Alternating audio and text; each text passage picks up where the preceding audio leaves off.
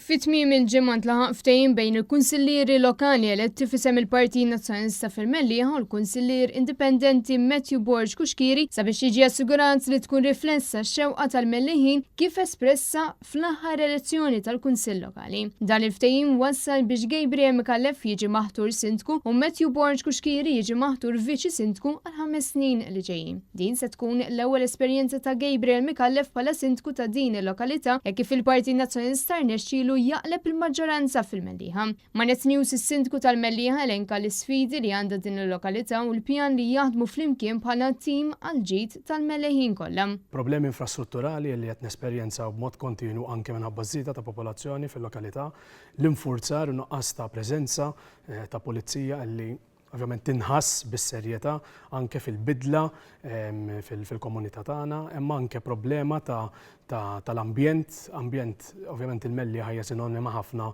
ma' żoni ambjentali li wieħed mhux biss irid jieħu ħsieb iżda jrid jara wkoll li jippreserva bl-aħjar mod possibbli, però anke il-bżonn illi n-nies iħossu mill-qrib il-Kunsill Lokali fil-ħidma tagħhom u għalhekk ħankunu qed naħdmu biex anke residenti jkunu parti mill-ħidma illi ħankunu qed noffru bħala kunsill. Intant il-kunsillieri lokali qablu li se jkun qiegħed jiġi implementat il-programm elettorali li ppreżenta l-Partit Nazzjonalista tal-Kunsill Lokali tal-Mellieħa. Filwaqt li se jaraw li kull proposta oħra li saret matul il-kampanja elettorali tiġi konsidrata l-ġid tal-lokalità. Il-Partit Nazzjonalista minnaħa tiegħu awgura l-Kunsill Lokali tal-Mellieħa fil-ħidma tiegħu biris il-komunità. Il-Mellieħa hija biss wieħed minn diversi bliet u rħula fejn inqalbet il-maġġoranza fl-aħħar elezzjoni. Mal-Mellieħa hemm ukoll il-Mosta, Siġġiewi, San Pawl il-Baħar, San Ġwan u anke l-Imsida. Dan apparti li l-Labor tilef ukoll il-Kunsill ta' Ħażebbuġ.